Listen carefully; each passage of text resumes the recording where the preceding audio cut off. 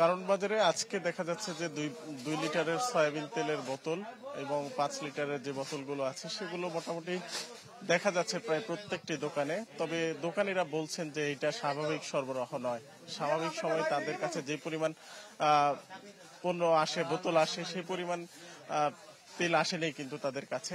এর পেছনে আসলে বড় কারণ, যখন সরকার সয়াবিন তেল আমদানিতে ভ্যাট কমিয়ে দেয় এবং সব ধরনের ট্যাক্স মওকুফ করে দেয়, তখন কিন্তু সয়াবিন তেলের আন্তর্জাতিক বাজার ছিল $1000 নিচে।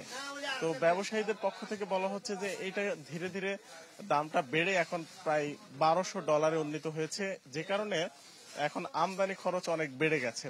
ভ্যাট ট্যাক্স ছাড় দেওয়ার পরেও ব্যবসায়ীরা বলছেন যে তাদের আসলে আমদানির যে ব্যয় সেটা আসলে মার্কেটে এখন যে দাম রয়েছে সেটার সাথে সমন্বয় করা সম্ভব হচ্ছে না, যে কারণে তারা কিন্তু আসলে কৃত্রিম যে সংকট তৈরি করেছে এটা অনেকটা স্বীকার করে নিয়েছে যে তারা আসলে এখন ওই বাড়তি দামের তেলটা কম দামে তারা বাজারে ছাড়ছে না। সেজন্য কিন্তু সরকার বাধ্য হয়ে কিছুদিন আগে আপনি বলেছেন যে দাম বাড়িয়েছে $8 লিটারে, 175 টাকা এখন প্রতি লিটার সয়াবিন তেল, কিন্তু তারপরেও পাওয়া যাচ্ছে না।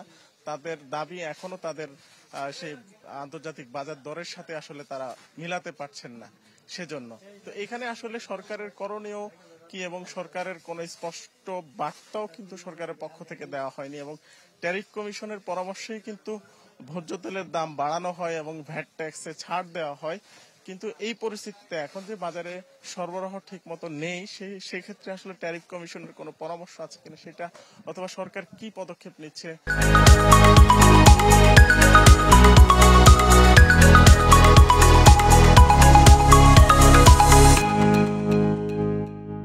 সেরকম কোনো বার্তা আসলে দেওয়া হয়নি। তো সে কারণে বলা যাচ্ছে যে আসলে সয়াবিন তেলের বাজারে এক ধরনের সংকট দেখা যাচ্ছে। কারণ বাজারের মতো একটা বড় বাজারে যখন সংকট, তখন কিন্তু মহল্লার যে বাজারগুলো আছে, যে দোকানগুলো আছে, সেখানে কিন্তু একেবারে পাওয়াই যাচ্ছে না, এরকম পরিস্থিতিও আছে। এবং সেখানে কিন্তু গায়ের দরের তুলনায় একটু বাড়তি দামেও বিক্রি হচ্ছে, এরকম ঘটনাও আমরা শুনেছি। এবং খোলা সয়াবিন সেটিও কিন্তু যেটি সরকার নির্ধারিত দাম, সেই দামের তুলনায় কিছুটা বাড়তি দামে বিক্রি হচ্ছে।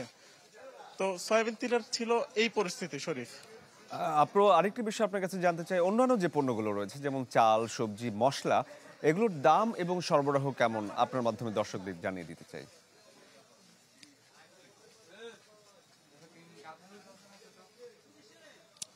না, শীতকালীন শাকসবজির সরবরাহ কিন্তু ধীরে ধীরে বাড়তে বাড়তে এখন কিন্তু সর্বোচ্চ পর্যায়ে রয়েছে, যে কারণে কিন্তু শীতকালীন শাকসবজির দাম অনেকটাই নাগালের মধ্যে বলা যায়। আমি যদি ধরে ধরে কয়েকটি পণ্যের দাম বলি, যেমন ফুলকপি এখন প্রতি পিস 20 থেকে 25 টাকা বিক্রি হচ্ছে, এবং বাঁধাকপি 25 থেকে 30 টাকা, এবং ভালো মানের যে শিম বাজারে পাওয়া যায় সেটি এখন 40 টাকা প্রতি কেজি। কাঁচামরিচ পাওয়া যাচ্ছে 50 থেকে 60 টাকা কেজি।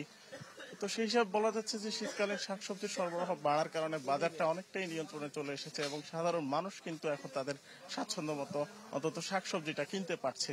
এবং মশলার কথাও যদি বলি, সেখানে বড় ধরনের কোনো অস্থিরতার কথা আসলে এখন পর্যন্ত শুনতে পাইনি, কারণ আমরা জানি যে কোরবানির সময় মশলার বেশি চাহিদা বাড়ে, কিন্তু এখন যেহেতু শাকসবজির সরবরাহ বেশি, মানুষের শাকসবজি নিয়ে চাহিদা বেশি, শাকসবজির ক্ষেত্রে আসলে মশলার তেমন একটা প্রয়োজন হয় না, সেই হিসেবে মশলার বাজারে কিন্তু নতুন কোনো চাপ নেই।